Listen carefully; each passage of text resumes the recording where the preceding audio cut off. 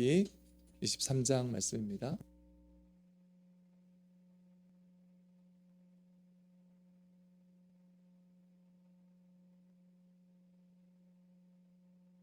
욥기 23장 말씀은 3절 말씀인데요. 우리 같이 한 절씩 번갈아 가면서 제가 먼저 8절 말씀을 읽고 여러분 9절 읽고 다 같이 읽겠습니다. 그런데 내가 앞으로 가도 그가 아니 계시고 뒤로 가도 보이지 아니하며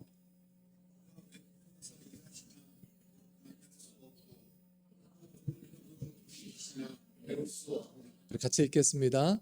나의 가는 길을 오직 그가 아시나니 그가 나를 단련하신 후에는 내가 정금같이 나오리라. 아멘. 우리 앞뒤 좌우분들 이렇게 인사 나눕시다. 하나님의 나라를 꿈꿉시다. 이렇게 인사 나눕시다.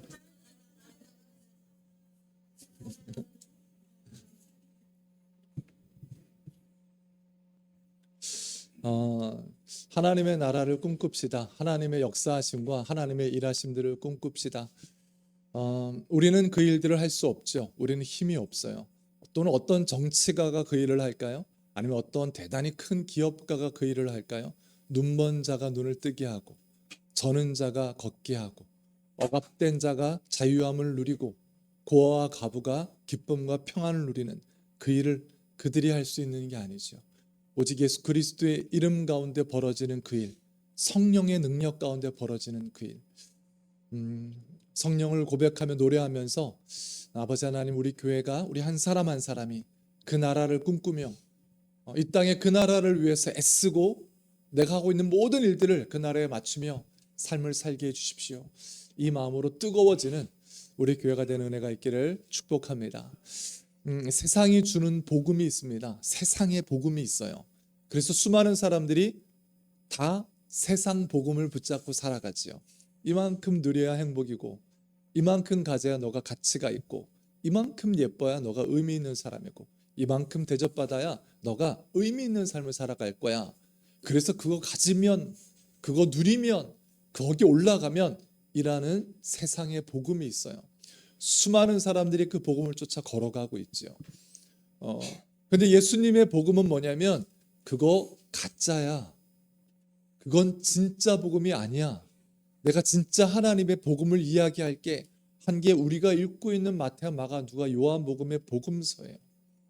그 전에 복음은 다 어떤 복음이었어요? 황제의 복음이 복음이었어요. 황제가 여기를 다스려 줄게. 이 세상이 여기를 다스려 줄게. 그게 황제의 복음이었고 그게 그 당시의 복음이었어요. 그때 회개하라. 천국이 가까이 왔다. 복음을 믿어라 라고 말씀하신 분, 그게 예수님이세요.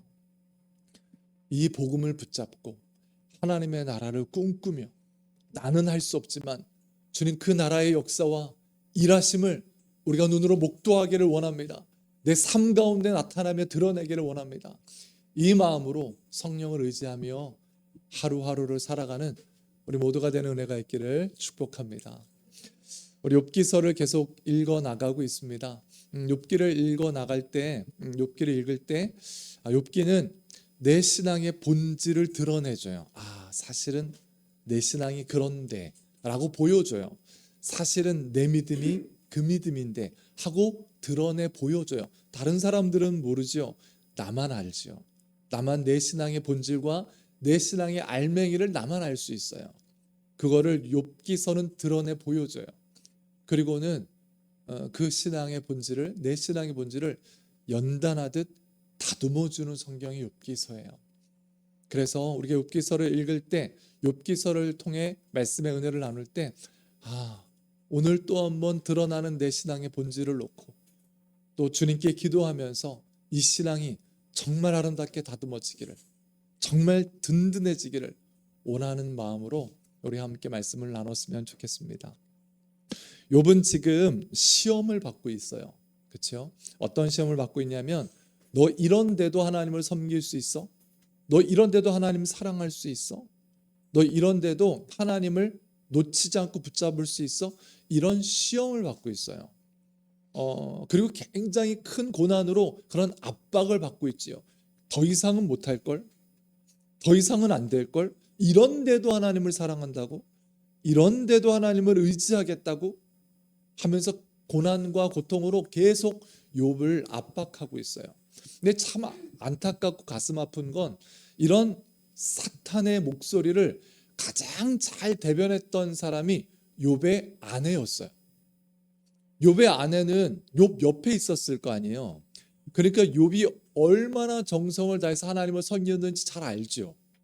그리고 정말 하나님의 말씀 앞에 순종하며 예배하며 순종하며 한 걸음 한 걸음 살아온 모든 과정을 욥의 아내가 가장 잘 지켜봤을 거란 말이에요. 그런데 지금 보니까 정작 지금 삶이 자녀들은 다 잃고 재산도 다 잃고 건강도 다 잃은 그 모습이에요. 그러니까 너무 잘 아는 욥의 아내가 욥에게 뭐라고 얘기하겠어요? 사탄의 말을 그대로, 사탄이 욥을 흔들려는 말을 그대로 대변해요. 우리 말씀을 한번 읽어보겠습니다. 한 장 넘겨주세요. 그 전에 그게 단가요? 이 전에 없나요? 아하, 예, 이 장 9절, 예, 이 말씀을 읽도록 하겠습니다. 자, 같이 한번 읽습니다. 시작. 그러자 아내가 그에게 말하였다. 이래도 당신은 여전히 신실함을 지킬 겁니까? 차라리 하나님을 저주하고서 죽는 것이 낫겠습니다. 아멘. 이게 욥의 아내가 욥에게 했던 말이에요. 무슨 말이에요? 정신 차려, 이런 말이에요. 아니, 계산이 안 돼 지금? 멍청하게 굴지 말고 정신 차리고 지금이라도 돌아서, 이런 말이에요. 너가 하나님을 어떻게 섬겼어? 욥의 아내가 너무 잘 알죠. 당신 하나님을 어떻게 섬겼는데, 하나님이라는 분을 얼마나 사랑했어? 그분 앞에 어떻게 예배하고 그분을 어떻게 순종하며 따랐어? 근데 결과가 뭐야? 자, 결과가 이렇잖아. 이제 정신 차려야지. 이제 제대로 생각해. 멍청하게 굴지 말고 이제 하나님 버리고 너도 보기 싫은 그 인생 그만둬. 이게 욥의 아내의 말이었어요. 정신 차리라고. 멍청하게 굴지 말고 어리석게 굴지 말라는 게 욥의 아내의 말이었어요. 욥의 아내와 똑같지는 않지만 욥의 친구들도 욥에게 그렇게 말해요. 너가 지금 고난을 받고 있는 건, 고통을 받고 있는 건 어리석기 때문이야. 너가 지혜로워 봐.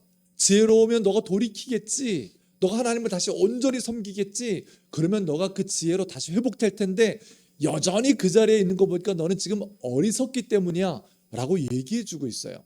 여태까지 얘기했던 것과는 좀 달라요.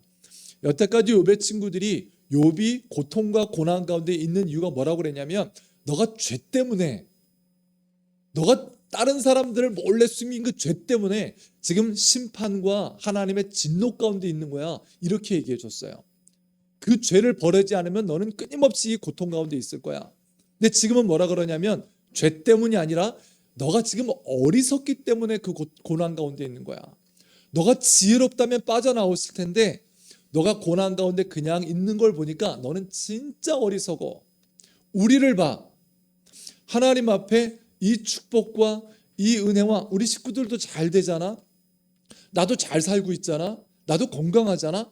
내가 하나님을 잘 섬기기 때문이야. 하나님을 잘 섬기고 하나님 앞에 온전히 있으면 축복과 은혜가 가득하고 윤택해져. 나를 봐. 내가 지혜롭기 때문에 하나님이 은혜와 축복을 주시는 거야. 내 가족도 내 인생도 잘 되고 있잖아. 지혜로워져야지 라고 얘기해 주고 있어요. 근데 욥의 대답은 항상 똑같아요. 너희들은 나에게 그렇게 말하고 있지만 나는 이 고통과 고난 가운데 있다 할지라도 나는 하나님 앞에 죄를 지은 게 없어. 이 고통과 고난을 당할 정도로 큰 죄를 지은 적이 없어. 나는 결백해. 너희들이 나를 지금 어리석기 때문에 이 자리에 있다고 말하지만, 그리고 너희들은 지혜롭기 때문에 부자고 윤택하고 잘 살고 있다고 말하지만, 나는 어리석은 자가 아니야.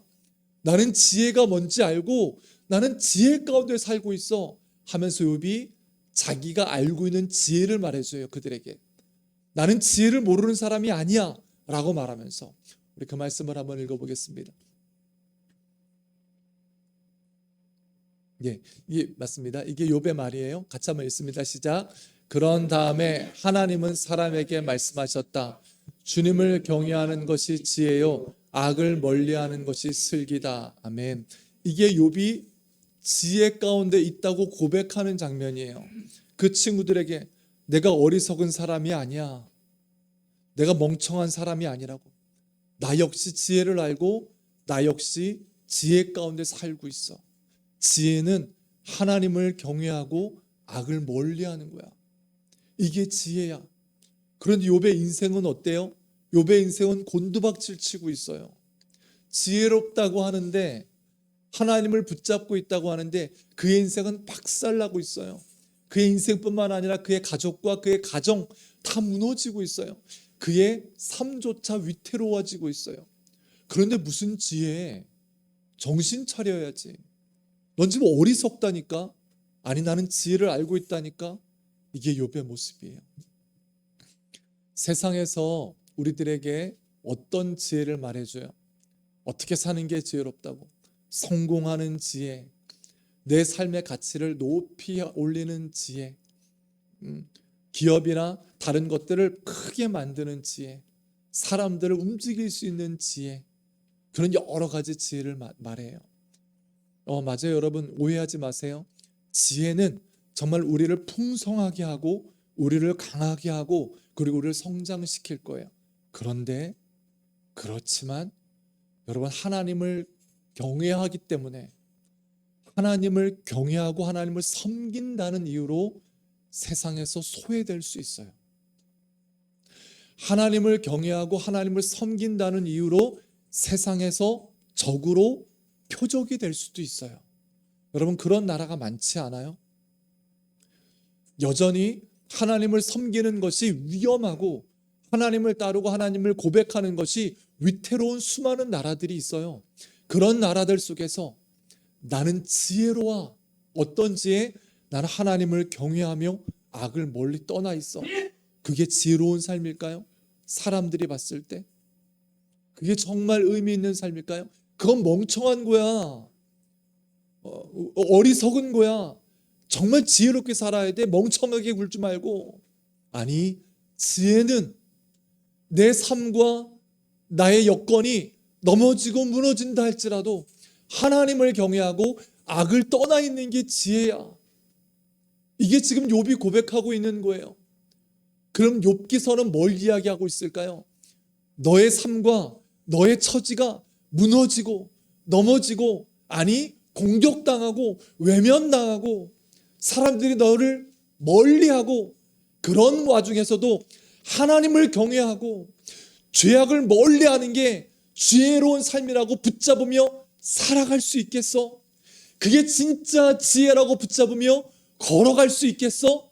욥처럼 걸어갈 수 있겠어? 라고 묻고 있는 거예요, 우리들에게. 세상은 이걸 지혜라고 말하고 세상은 이걸 지혜라고 쫓고 걸어갈 때 아니 지혜는 그런 게 지혜가 아니라 하나님을 경외하고 하나님을 사랑하고 악을 멀리하는 게 지혜야. 그 가치를 알아 그 고백을 가지고 이 땅을 살아가는 게 지혜야. 너의 삶은 여전히 너가 무너지고 세상의 조롱을 받고 아니 너의 삶이 점점 위태로워지는 그 상황에도 나는 이 지혜를 놓치지 않을 거야. 그리고 끝까지 이 지혜로 살아갈 거야. 다른 사람들은 어리석다 말하고 다른 사람들은 멍청하다고 말해도 아니 이게 나의 지혜고 이게 하나님을 섬기는 나의 모습이야 라고 말하면서 걸어갈 수 있겠냐라고 묻고 있는 거예요. 여러분 이거는 욥기지요, 그렇죠? 욥이 구약 잠언, 시편, 전도서 대부분 똑같이 이 말씀을 해요. 지혜의 근본은 무엇이냐? 하나님을 경외하는 것이고 악을 멀리하는 것이다. 예수님은 뭐라고 말씀하실까요? 예수님은 훨씬 직접적으로 훨씬 구체적으로 말씀하세요. 예수님이 말씀하시는 지혜와 어리석음이 뭔지 한번 들어보겠습니다. 한 말씀을 한번 읽어볼게요. 우리 같이 한번 읽습니다. 7장 24절과 26절 말씀입니다. 시작. 그러므로 내 말을 듣고 그대로 행하는 사람은 반석 위에다 자기 집을 지은 슬기로운 사람과 같다고 할 것이다.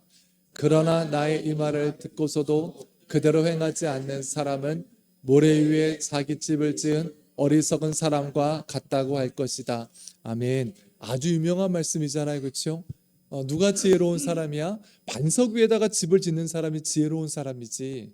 아무리 화려한 집이라 그래도 모래 위에다 집을 짓는 어리석은 사람이 어디 있어? 그러면 반석 위에다 집을 짓는 지혜로운 사람은 어떤 사람이냐면 내 말을 듣고 행하는 사람이야. 어리석은 사람은 내 말을 듣고도 행하지 않는 사람이야. 내 말을 듣고 행하는 사람은 왜 그럴까요? 그 말씀의 축복과 가치를 알기 때문에 순종하는 거예요. 앞에 있는 말씀은 뭘까요? 그러므로 내 말을 하고 이 내 말, 여태까지 나와 있던 7장 전에 예수님의 말씀은 뭘까요? 복 있는 사람은, 마음이 가난한 사람은 복이 있나니 의를 위하여 줄이는 자, 나를 위하여 핍박받는 자, 이게 예수님 말하는 복이에요. 누가 나에게 오리를 가자고 할 때 십리를 가고 오른뺨을 맞으면 왼뺨을 말어. 이게 무슨 지혜야? 이게 무슨 이 땅을 살아가는 지혜냐고 예수님께서 말씀하시는 거예요. 이 땅을 살아갈 때 정말 지혜로운 자는 이 말씀의 가치와 이 말씀의 축복을 알아서 알기 때문에 순종하는 자예요. 그 사람이 그 말씀의 가치와 그 말씀의 축복을 알고 있다는 자체가 이미 지혜예요. 지혜롭기 때문에 순종하는 거예요. 자, 어리석은 사람은 뭘까요? 그 말씀의 가치와 축복을 몰라요. 예수님께서 말씀하신 이게 축복이야, 이게 복이야, 이게 이 땅을 살아가는 그리스도가 드러낼 빛이야, 은혜야, 영광이야. 그게 뭔데? 그게 무슨 그런 게 어디 있어? 어리석기에 그 말씀의 가치를 몰라요. 어리석기에 그 말씀의 축복을 몰라요. 그러니 순종하겠어요? 듣기는 했지요. 듣기는 했지만 그 가치의 의미도 그 가치의 축복도 모르기 때문에 순종하지 않아요. 그 사람은 대단한 것 같지만 모래 위에 집을 지은 사람과 같아요. 하나님께서 욥을 통해서 우리들에게 보여주세요. 이 세상 속에서 정말 하나님을 경외함과 악을 멀리하는 이 지혜를 붙잡고 이 가치를 알아 이 땅을 살아갈 수 있겠어.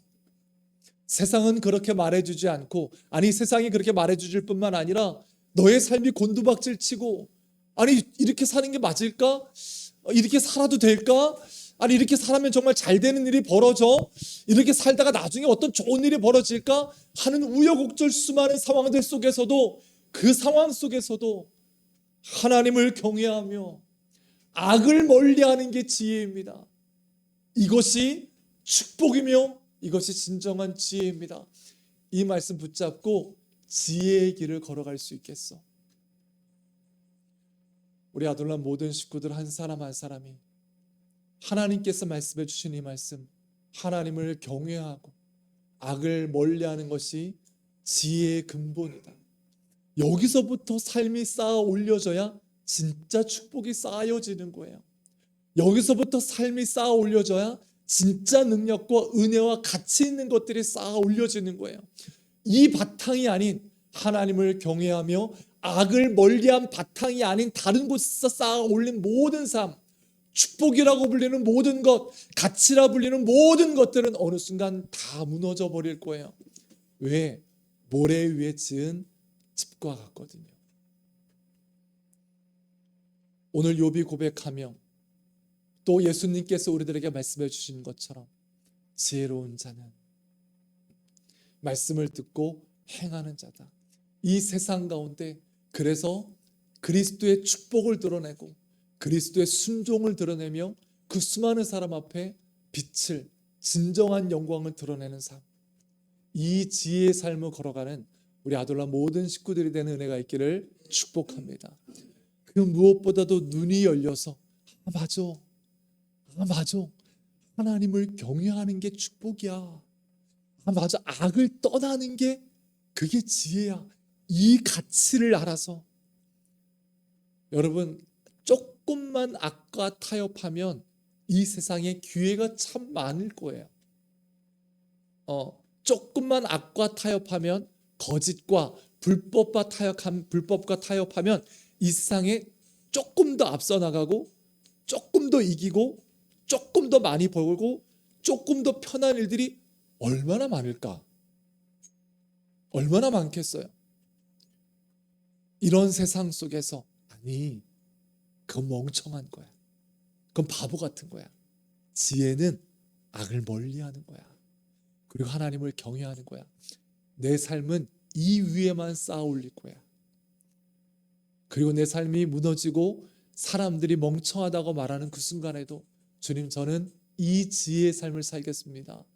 욥처럼 걸어가겠습니다 하고 이 땅을 살아가는 우리 모두가 되는 은혜가 있기를 축복합니다. 아멘. 우리 앞에 분 한번 인사 나눕시다. 왜냐하면 지금 반이 졸고 있거든요. 반이 졸고 있기 때문에 인사를 한번 나눠야 돼요. 지혜로운 삶을 살아갑시다. 이렇게 인사 나눕시다. 여러분 위태로웠어요. 인사를 안 했으면 큰일 날 뻔했어요. 여러분 인사를 안 했으면 3분의 2로 넘어갈 뻔했어요. 큰일 날 뻔했어요. 중간 틈에서 타이밍이 좋았어요. 인사 나눈 타이밍이. 욥이 우리들의 믿음의 본질을 보여줘요. 믿는다고 말하지만, 하나님을 경외한다고 말하지만, 악과 타협하지 않고 진짜 하나님의 축복을 원한다고 말하지만, 사실은 내 속에서 끊임없이 악과 타협하며 그 유혹 가운데 있는 우리들의 모습, 어떤 것이 하나님의 말씀이고 진리라는 걸 알면서도 그건 좀 멀리하고 그건 진짜 축복이 아닌 것 같다는 생각이 내 한편 구석에 놓여있는 이 애매한 나의 신앙, 나의 믿음, 이걸 보여줘요.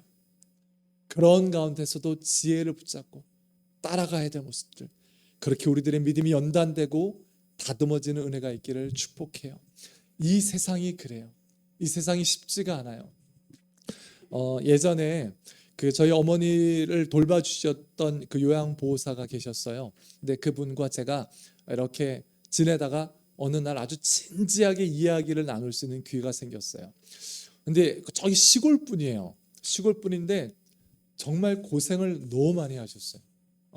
고생을 너무 많이 하시고, 어렸을 때 시집가서 시집살이 다 하고, 그리고 돈 벌어놓으면 남편이 말아먹고, 또 돈 벌어놓으면 남편이 말아먹고, 그리고 유일하게 신경 쓰는 거 오직 시댁이야. 그리고 이분은 그 어머니 한 분밖에 안 계시는데 얼마나 안타까워요. 그런데도 억척스럽게 일하고 고생하면서 조금씩 모아서 정말 악착같이 삶을 일으켰던 분이에요. 근데 그렇게 애를 써가지고 집을 한 채를 구입한 거예요. 집을 한 채. 근데 집을 한 채 구입했지만 뭐 대단한 집일 수는 없었겠죠. 허름한 집이고 이렇게 엉망인, 그렇지만 집인 그런 집을 구입한 거예요. 그래도 얼마나 좋았겠어요. 자기 돈으로 산 집이니까. 그렇게 집에서 살면서 이렇게 했는데 어느 날 그 집에 불이 난 거예요. 그치? 정말 어렵게 구한 거지. 너무 깜짝 놀랐어요. 애가 둘이었다고 하는데 그 둘 아이만 들쳤고 겨우 빠져나온 거예요. 거기를 빠져나고 집은 계속 불타는 거예요. 근데 할 수 있는 게 없잖아요. 옛날 시골에 소방서가 빨리 오기나 해요. 그리고 또 그 불이라는 게요, 시골집들 호로록 타버리면 그만이에요. 근데 이렇게 불타고 있는데 앉아서 자기가 흐느껴 울지도 않고 소리도 지르고 있지 않는데 눈에서 물이 계속 흐르더래요. 이렇게 쳐다보는데 그 마음이 어떻겠어요? 자기는 흐느껴 울지도 않고 소리도 지르지 않는데 눈에서 물이 계속 흐르더래요. 멍하니 보는 거예요. 다 날아가는구나, 이렇게. 그분 주변에 예수 믿는 사람들이 많대요. 그래서 교회 가자고 전도하는 분도 많대요. 근데 그런 이야기를 들을 때마다 어떤 생각이 드냐면 너무 허황되게 들린다는 거예요. 그게 뭐야? 너무 어렵게 살았잖아요, 인생을. 아니 그게 뭐야? 아침에 일찍 일어나서 밤늦게까지 열심히 일해봐. 그래도 돈이 모아지는지. 돈 모으기가 쉬워요? 애들도 있고 살림도 해야 되는데 돈 모으기가 쉽냐고요? 돈이 안 모아져요. 돈 모으기 얼마나 어렵냐고요? 아침에 일찍 일어나서 밤 늦게까지 일해도 돈 한 푼이 안 모아지는데 뭐 멍하니 나가서 기도하고 이렇게 몸 흔든다고 좋은 일이 생긴다고? 뭐 하나님께 의지하고 이게 예배한다고 인생이 펴진다고? 너무 허황되게 들리는 거예요, 그게. 너무 말이 안 되는 것처럼 들리는 거예요. 아니 차라리 나가서 일을 더 한 번 더 하지. 이런 마음인 거예요. 그러면서 그런 이야기를 하면서 맨 끝에 어떤 말씀을 하시냐면 그 말이 저한테 아직 잊혀지지가 않아요. 본인은 인생이 마치 어떤 것 같냐면 벌을 받는 것 같대요. 인생을 살아간다기보다도 벌을 하나하나 치워나가는 것 같다는 거예요. 여러분, 그건 어떤 인생일까? 인생을 살아가는 게 벌 받는 것 같다는 거예요. 그러니까 하루하루가 너무 힘들고 너무 어렵고 이걸 끝내면 그 다음 벌이 또 있고 그 다음 벌이 또 있고 하나하나 벌을 헤쳐나가는 것 같다는 거예요. 얼마나 안타까운 거예요. 맞아요. 우리들의 인생이 고통이 있죠. 아픔이 있어요. 고난이 있죠. 어떻게 마냥 웃겠어요. 그렇지만 하나님께서 우리들의 인생을 너 이 세상 살 때 그래, 너 제대로 한번 고생해봐. 너 진짜 제대로 한번 끔찍한 인생을 만나봐. 너의 인생 한번 아주 완전히 죽 써봐. 이렇게 해서 내보낸 인생이 있을까? 우리는 어떤 사람들이냐면 이 진흙 같은, 고난의 진흙 같은 이 세상 가운데 빛처럼 빛나라고, 보석처럼 빛나라고, 하나님을 경외하며 하나님을 즐거워하면서 복음을 가지고 이 땅을 빛내라고 이 땅에 보내진 한 사람 한 사람들이에요. 세상은 다 고난이라고 말하고 진흙탕처럼 어렵다고 말하지만 거기에 복음을 들고 빛나는 사람들, 하나님을 경외함으로 하나님을 기뻐함으로 살아가는 사람들, 하나님께 영광을 올려드리며 살아가는 사람들, 그 사람들이 우리들이에요. 그런데 정말 이 세상을 벌 받는 것처럼 살아간다면 살아가는 하루하루가 무슨 의미 있겠어요? 빨리 죽고 싶지 않겠어요? 그냥. 그런데 방금 말씀을 나눈 그 분뿐 아니라 욥이 그렇게 살고 있어요. 지금 욥이, 하나님, 내 인생은 벌 받는 것 같아요. 내 인생은 진짜 하나님께서 채찍으로 치고 있는 인생이에요. 제가 소망할 게 뭐가 있습니까? 그냥 여기서 이대로 끝나는 게 낫지 않겠습니까? 하나님, 저는 이 형벌을 언제 끝낼 수 있겠습니까? 전 그만두시고 좀 제발 좀 내버려 두세요. 이렇게 말하고 있는 거예요. 우리 그 장면을 한번 읽어보겠습니다. 16장 8절 욥기서 우리 같이 한번 읽겠습니다. 시작. 주님께서 나를 체포하시고 주님께서 내 적이 되셨습니다. 내게 있는 것이라고는 핏골이 상접한 앙상한 모습뿐입니다. 이것이 바로 주님께서 나를 치신 증거입니다. 사람들은 핏골이 상접한 내 모습을 보고 내가 지은 죄로 내가 벌을 받다고 말합니다. 아멘. 친구들이 다 그 말을 하고 있어요. 너가 그렇게 고난과 고통 가운데 있는 거 벌 받는 거야. 하나님 잘못 섬겨서 그런 거야. 죄가 있어서 그런 거야. 그런데 욥도 딱히 할 말이 없어요. 거기 앞에 자기의 모습은 누군가가 봐도 벌 받았다고 말하기에 너무 정확한 그런 모습인 거예요. 근데 우리는 욥기를 보면서 알고 있잖아요. 하나님은 욥을 벌하고 계신 게 아니죠. 하나님은 욥에게 화가 나셨거나 욥을 진노하고 저주하고 있는 게 아니죠. 근데 욥은 몰라요. 욥은 그 사실을 모른다고요. 욥의 친구들도 모르고 아는 사람이 누구도 없어요. 아는 사람이 아무도 없고 욥은 지금 벌 받았다고 말할 수밖에 없는 그런 인생을 허덕이고 있는 거예요. 하지만 욥기를 읽고 있는 우리는 알죠.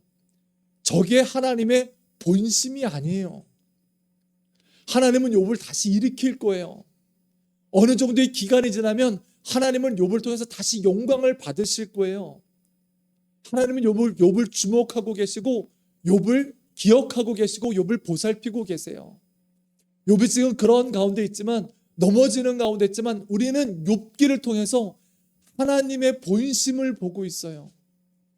근데 이런 상황이 아니라 지금 하나님은 욥을 벌하거나 진노하시는 상황이 아닌데 하나님께서 진짜 진노하시고 멸망을 작정하신 순간이 있어요. 그때 어떤 순간이냐면 이스라엘이 바벨론에게 먹힐 때예요. 하나님께서 우상을 숭배하고 하나님을 떠나버리고 말씀을 순종하지 않는 이스라엘을 완전히 끝장내세요. 이게 하나님의 징벌이고 하나님의 심판이에요. 그래서 바벨론을 통해서 이스라엘을 끝장내세요. 남유다를 없애버리세요. 그렇게 귀한 하나님의 성전도 박살내시고 하나님의 모든 이스라엘 백성들이 다 칼에 맞아 죽을 때 하나님이 심판으로 내버려 두세요. 그런데 그런 와중에도 그건 진짜 심판이고 진짜 멸망이에요. 그런데 그런 와중에도 하나님은 예레미야를 통해서 이렇게 말씀하세요. 우리 예레미야 말씀 아주 유명한 말씀입니다. 우리 예레미야 말씀을 같이 한번 읽겠습니다. 시작. 너희를 두고 계획하고 있는 일들은 오직 나만 알고 있다. 내가 너희를 두고 계획하고 있는 일들은 재앙이 아니라 번영이다. 너희에게 미래에 대한 희망을 주려는 것이다. 나 주의 말이다. 아멘. 지금 상황은 심판되는 상황이에요. 지금 이스라엘은 바벨론에게 망하고 있는 상황이에요. 그리고 많은 사람들이 끌려갔어요. 그리고 전쟁에서 졌어요. 이게 다 하나님의 심판이에요. 이런 가운데 있어요. 하나님의 심판과 진노 가운데 있는 거예요. 그런데 하나님의 본심을 예레미야에게 얘기하는 거예요. 너희를 향한 계획은 내가 알고 있어. 맞아, 너희들은 모를 거야. 심판당하고 있는 너희들, 멸망받고 있는 너희들은, 고통당하고 있는 너희들은 모를 거야. 그런데 너희들을 향한 본심은, 계획은 내가 알고 있어. 재앙이 아니야. 번영이야. 그리고 장래에 평화를 주려는 거야. 이게 내 본심이고 이렇게 내가 너희들을 인도할 거야. 이게 하나님의 본심이에요. 하나님의 본심. 우리가 욥기를 통해서 또 한 번 듣게 되는 하나님의 마음들. 맞아요. 욥은 지금 하나님의 본심이 뭔지 몰라요. 욥의 친구들도 몰라요. 하지만 욥기를 읽고 있는 우리는 하나님의 본심을 알죠. 그래서 여러분, 어쩌면 우리는 인생을 살아갈 때 정말 어려운 상황을 살아갈 수 있어요. 또는 힘겨운 상황을 살아갈 수 있죠. 아니면 기도해도 뭐가 잘 안 풀리고, 그리고 정말 내가 정성을 다하고 하나님을 사랑한다고 가까이 해도 내가 회복되지 않고 온전해지지 않고 그냥 민기적거리는 상태를 그냥 그대로 유지하는, 그냥 끌고 가고 있는, 내가 정말 뜨겁게 하나님을 사랑하고 정말 하나님의 나라를 꿈꾸고 내 인생을 쏟아내며 하나님의 나라를 위해서 살아가고 복음을 위해서 이 땅을 살아가고 말씀에 순종하면서 사람들마다 예수를 말하고, 그리고 내 기업에서, 내 가정에서 진짜 하나님의 통치와 은혜와 영광을 드러내는 아름다운 일들을 나타내고 드러내고 싶은데 나는 그냥 민기적거리고, 아니 오히려 내 인생은 무너지고 쓰러지고, 아니면 어쩌면 더 나빠지는 상황, 그런 상황이 있을 수도 있어요. 하지만 여러분, 그럴 때 우리 안에 이 고백이 있기를 원해요. 우리는 하나님의 본심을 성경을 통해서 본 사람들이에요. 욥기를 통해서, 예레미야를 통해서 본 사람들이에요. 하나님께서 우리들에게 말씀하시는 거예요. 너를 향한 계획을 내가 알고 있어. 지금은 그러한 모습이지만, 지금은 그런 상태에 있지만 너를 향한 나의 계획은 재앙이 아니라 풍성해지는 번영이야. 그리고 앞으로의 평화를 누리게 될 거야. 그리고 너를 통해서 복의 근원으로 삼고 복의 통로로 삼을 거야. 이게 내 본심이고 내 계획이고 나는 반드시 너를 거기로 인도할 거야. 이게 하나님의 마음이에요. 하나님의 본심이에요. 그렇다면 여러분, 우리도 하나님 앞에 이렇게 고백할 수 있었으면 좋겠어요. 내 상황과 내 처지와 내 여건이 어떻든 나를 향한 하나님의 마음을 내가 아나니, 이렇게 나를 향한 하나님의 마음은 내가 알고 있습니다. 지금은 쓰러지고 넘어지고 있지만 나를 향한 하나님의 계획을 누구보다도 내가 잘 알고 있어요. 나를 향한 하나님의 본심은 번영이고 재앙이 아니라 화평이고 평화며 나를 복의 근원으로 나를 복음의 통로로 사용할 것을 내가 알고 있습니다. 이 고백을 가지고 내 상황이 어떻든 다른 사람들이 어떻게 말하든 그리고 내가 고통과 고난 가운데 있든 하나님의 본심을 알아. 하나님께서 이스라엘에게 말했던 그 말씀 그대로를 우리들의 고백으로 돌려주면서 나를 향한 하나님의 마음을 내가 알고 있습니다. 그러기에 내가 무너지지 않고 여전히 기뻐하며 여전히 찬양하며 여전히 예배하며 걷겠습니다. 이 고백을 가지고 지금은 슬프지만 웃게 하실 하나님을 바라보며 웃으며 일어나고, 지금은 괴롭지만 나를 기쁘게 하실 하나님을 바라보며 지금 기쁨으로 일어나고, 지금은 보이는 게 아무것도 없지만 나를 소망 가운데 이끄실 하나님을 바라보며 다시 한번 소망으로 일어나는 우리 모두가 되는 은혜가 있기를 축복합니다. 같이 기도합시다.